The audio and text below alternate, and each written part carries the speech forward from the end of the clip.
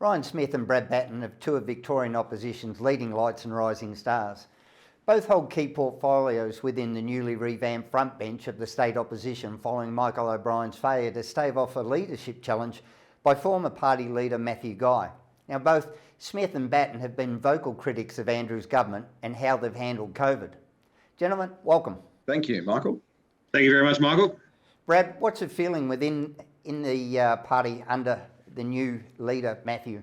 Yeah, it's been really good. And I think the biggest positive for us is a change of narrative. So we're focusing on what we can do, not always what Daniel Andrews can't do. And let's be honest, the list for Daniel Andrews is very long of what he can't do.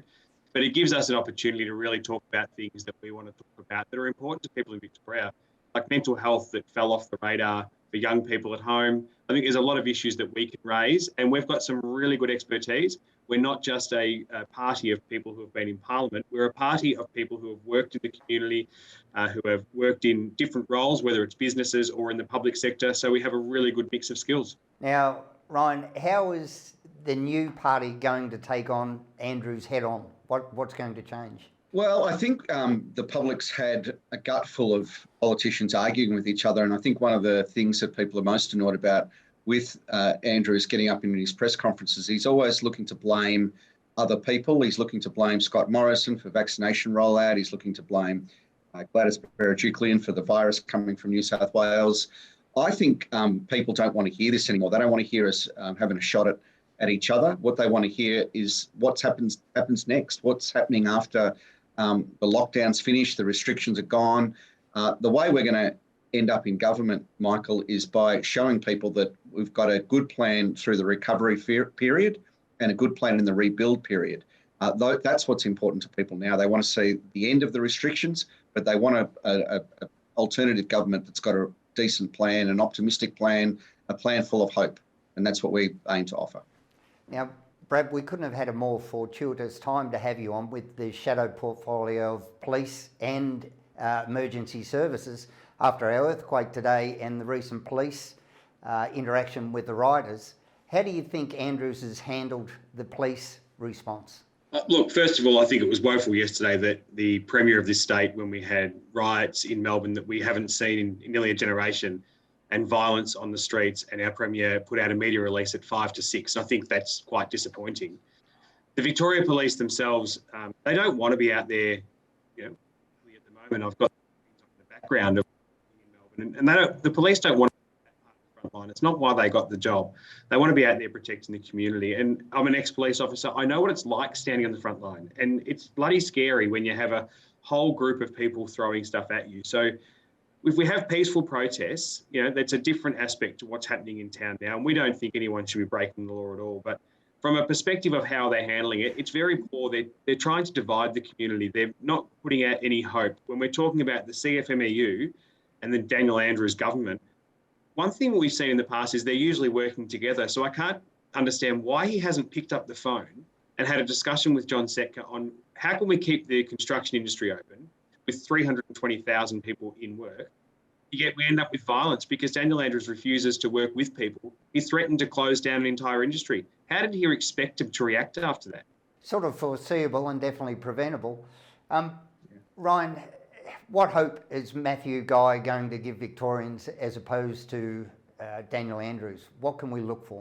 Yeah, well, look, a lot of the things that we've put forward already are showing our ability to think of the wider issues, the issues that people are talking about, like how, mental health issues around our kids, which is just, it's been called the shadow pandemic, and that's actually quite true. The impact that these lockdowns have had on our kids over, particularly the last 6 months, but certainly the whole 18 months is just unbelievable. And I think that we want to speak to parents about their kids, how their kids are going to get the support that they need around mental health issues, how we're going to make up for the lost 2 years of schooling that these kids have had. We also want to talk to businesses about how to get back on their feet. We're going to be driven, every portfolio as much as possible is going to be driven by plans for the recovery. And I think that's in a great part of that is in talking to industry groups and people on the ground, people who have lost their businesses, to understand what they think they need from their government in order to get back on their feet. Looking for a clear point of difference or similarity here, Has Andrews lost control, and should a vaccine mandate, which has seemed to be causing most of the uproar, be something that we have? In relation to has Daniel Andrews lost control, that's an obvious, because we've seen riots in Melbourne that we haven't seen before. We've seen a leader that's vanished yesterday that didn't want to come out and face the media and send out a media release, and that is not leadership.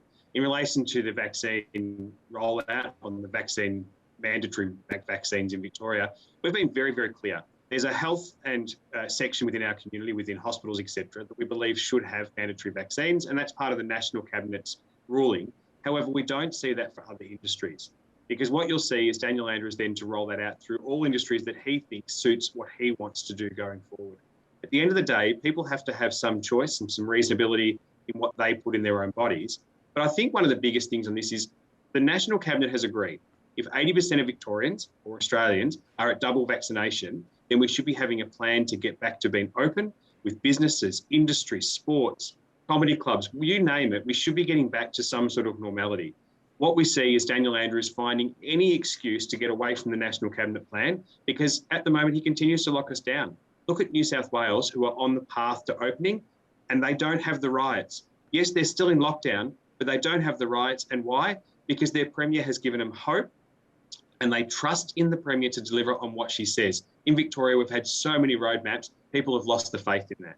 And it's worth pointing out also, Michael, that the Premier, our Premier sits around the table of National Cabinet. When National Cabinet agrees on something, when they agree on the issues that Brad's been talking about, Daniel Andrews is part of that agreement. To walk away from the National Cabinet table breaks an agreement with Australians broadly and Victorians in particular when he comes back to Victoria and changes the rules. If he doesn't agree with what National Cabinet's decided, then he should say so when he leaves the National Cabinet table. But don't change the rules along the way. That just gets people frustrated, angry, and leads to the sort of scenes that we're seeing now. The Andrews government has grown fairly strong with what seems to be an ineffective opposition. Hopefully now that O'Brien has gone and Matthews in, this will change. When we've got inquiries like the Coates inquiry, where it was, everyone suddenly developed amnesia. We've got the I Cook Food Sludgate saga. How aren't they being held to account and answering the questions that need to be answered? Yeah, and there's a few responses to that. Firstly, obviously, in a typical democratic system, you would have the opportunity for the opposition and indeed the people that they speak for to be able to raise these issues in Parliament. Victorians know that Daniel Andrews has shut down the Parliament countless weeks in the last 2 years, and when we do sit, only a very limited number of opposition members are allowed in the chamber because of these secret health directives. So it's very difficult to hold the government to account in the Parliament. All of the anti-corruption bodies that the state has, the Ombudsman, the Auditor General, IBAC, they all have been complaining continuously about the lack of funding they're getting from government. And the Independent Broad-Based Anti-Corruption Commissioner has said that they are unable to investigate the large majority of complaints they get about this government because they simply aren't being given the funding by this government. So it's easy to see how they're slipping under the radar when the bodies that have been brought together for the very purpose of making sure that government operates as it should are being underfunded and under-resourced and just unable to investigate these really important issues. Brad, will the Liberal Party re-energise, revitalise and refund these organisations if they're elected? Yeah, we've continuously said you've got to have open and honest, transparent government, and that also means holding them to account. As I said, I was in the police force, and then we had the internal investigations, and that's now back with IBAC.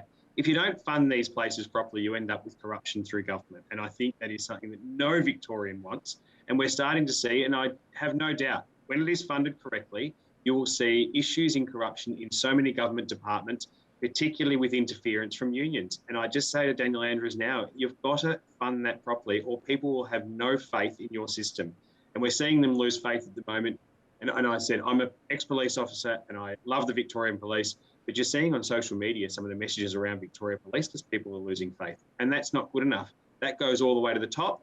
And if you're not funding those organisations to investigate the government, then people will have no faith in the government either. And that's a dangerous situation for us to go into. Will we fund them? We've always said we'll make sure that there is a correct and proper path for investigations into any person who's corrupt. And if they're in my party and corrupt, I don't want them there as much as Victorians don't want them in Parliament. Great. All right, guys. They're really insightful and great to have you on. Thanks for coming on The Informer.